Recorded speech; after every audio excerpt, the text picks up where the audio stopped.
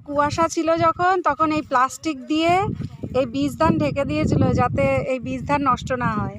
আর এখন এই যে বীজ ধান ঢেকে দেওয়া, দেখো কি সুন্দর বীজ ধান হয়েছে।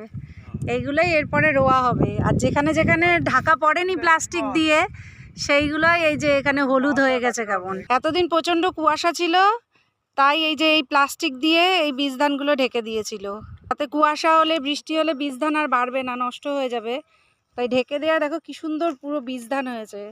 এই বীজ ধানগুলোই এরপরে আর একটু বড় হলে রোয়া হবে।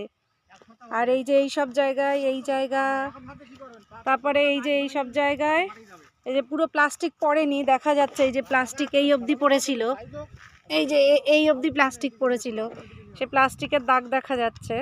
তাই সেই অবধি বীজ ধানগুলো পুরো সবুজ হয়ে আছে। আর যেখানে যেখানে প্লাস্টিক পড়েনি কুয়াশায়, বীজ ধান নষ্ট হয়ে গেছে।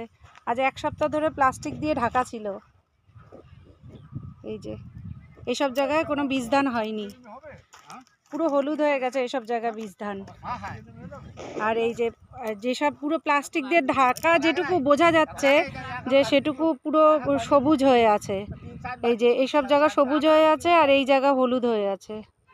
এইসব জায়গা বীজ ধান হয়নি।